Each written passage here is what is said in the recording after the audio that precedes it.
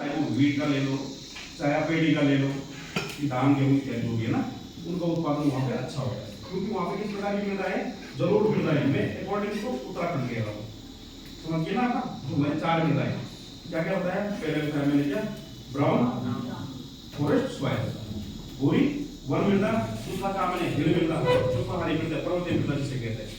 तीसरी में जो बता रहा था जलोढ़ मृदा, जो मैंने कहा तराई और हवा वाले क्षेत्र में, जो प्लेन वाले क्षेत्र है, जैसे हरिद्वार, उधम सिंह नगर और नैनीताल के कुछ पार्ट वहां पर पाई जाती है। और चौथे प्रकार की जो मृदा होती है वो होती है लाल मिट्टी। वो मिट्टी अधिकतर पूर्वी जनपद, चंपावत और टिहरी के कुछ क्षेत्रों में पाई जाती है। इसकी उपजाऊ क्षमता कम होती है, इनमें पोषक तत्वों की मात्रा कम मात्रा में होती है। और इसमें अधिकतर वो लोग क्या करते हैं, दाल उगाते हैं, जो प्रोसेस होती है उनको प्रोडक्शन करते हैं।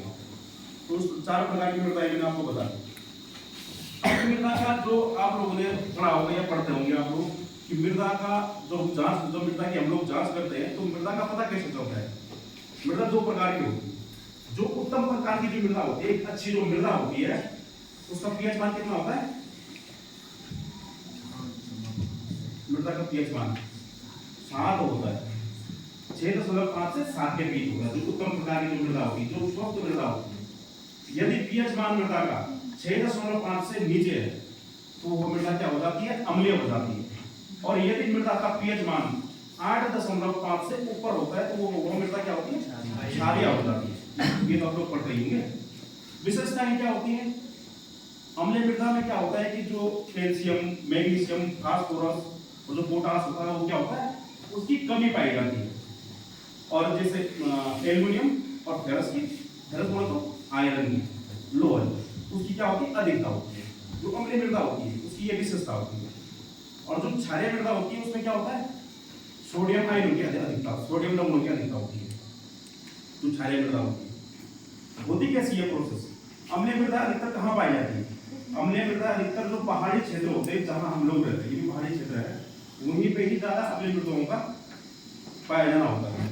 कहीं हर जगह नहीं होता, कहीं कहीं। कारण क्या है कि अत्यधिक वर्षण होता है।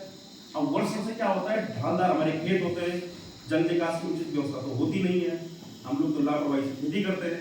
तो क्या होता है कि वो मृदा की ऊपरी सतह में जो क्षार होते हैं वो बह के चले जाते हैं, तो वहां तो अम्लीय हो जाती है।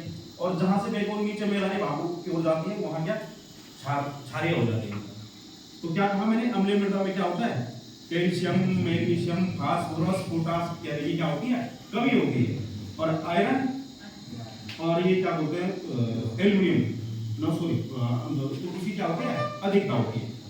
और उसी प्रकार से क्षारीय मृदाओं में सोडियम आयन की क्या होती है, सोडियम लवणों की क्या होती है, अधिकता होती है। सुधार के लिए आप लोग पढ़ा होगा आप लोगों ने, जो मैदानी क्षेत्रों में हमारे यहाँ तो जैविक खेती होती है में या पहाड़ी क्षेत्रों में, लेकिन जो मैदानी क्षेत्र होते हैं, यदि वहाँ पे अम्लीय या क्षारीय मृदा पाई जाती है, तो वो लोग क्या करते हैं, अम्लीय मृदा के रिजर्वेशन के लिए क्या करते हैं, चूने का प्रयोग करते हैं। चूने का प्रयोग उन लोग वहाँ पे करते हैं।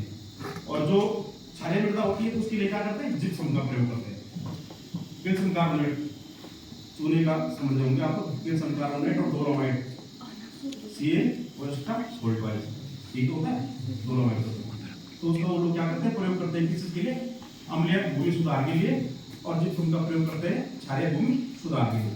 लेकिन हमने अपने जो आसपास हमारे गांव गलियारे में जो लोग हैं, यदि वो लोग अपनी मृदा जांच करवाते हैं, अब मृदा जांच के बाद उनका यदि उनकी भूमि अम्लीय या क्षारीय पाई जाती है, तो उनको सुधार के लिए आप लोग क्या रिकमेंडेशन देंगे, या हम क्या रिकमेंडेशन देंगे, हमें चूने जिप्सम का प्रयोग न करते हुए हमने क्या करना है, जो कंपोस्ट खाद होती है हमारी, तो क्या कारण हो सकता है इसका,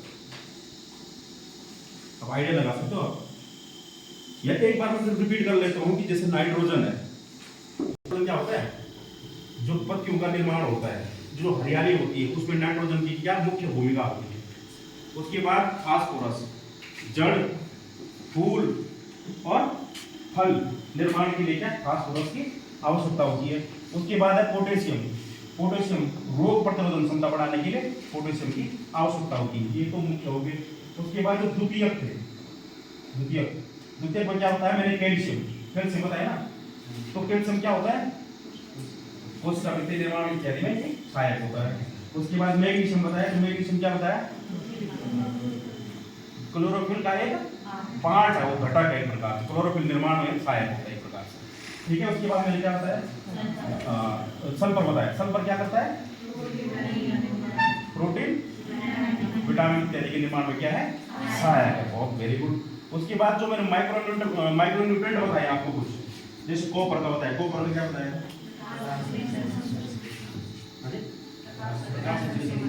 सहायक। Very good.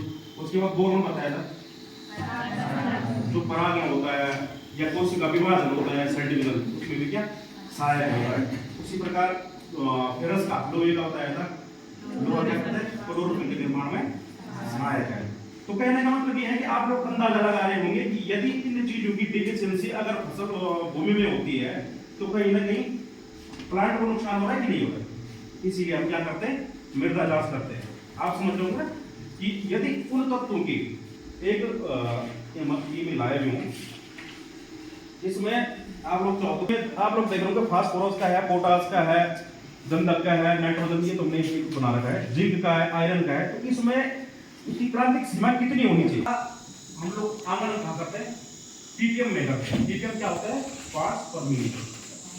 जब हम लोग इसकी टेस्टिंग करते हैं, यदि आप लोग कोई टेस्ट प्रैक्टिकली टेस्टिंग के लिए आना चाहेगा, प्रैक्टिकली हमारी मृदा परीक्षण प्रयोगशाला जलपुर बेला में कोटेश्वर महादेव के पीछे, यदि आप में से कोई बच्चा इच्छुक हो, वो प्रैक्टिकल टेस्टिंग करना चाहता, तो वो लोग वहां आ सकते हैं। हमने प्रत्येक तत्वों के बारे में, चाहे वो नाइट्रोजन हो, चाहे फास्फोरस हो, चाहे पोटास हो, या सल्फर हो, बोरोन हो, कोई भी तत्व हो, या कोई माइक्रोन्यूट्रिएंट इत्यादि का है, तो हमारे पास सारी मशीनें हैं।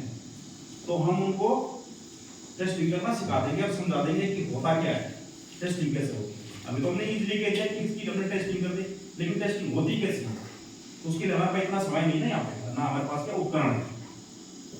विभिन्न प्रकार के रसायन का सॉल्यूशन बनता है उसमें। सॉल्यूशन के बाद हम लोग क्या मशीनों के द्वारा क्या करते हैं? उसकी जांच करते हैं। जैसे पीएच का होता है, पीएच का तो एक पीएच नापी होता है, उसमें एक इलेक्ट्रोड लगा होता है, तो उस इलेक्ट्रोड से हम पीएच का मापन कर लेते हैं। उसी प्रकार जो विद्युत चालकता होती है उसका भी हम इलेक्ट्रोड के माध्यम से ही करते हैं। समझा दें, एक ही दिन में तो नहीं हो पाएगा, लेकिन एक दो दिन में जितना भी आप लोगों को नॉलेज लेना चाहिए। आप लोग ऐसा नहीं है बच्चों, आप लोग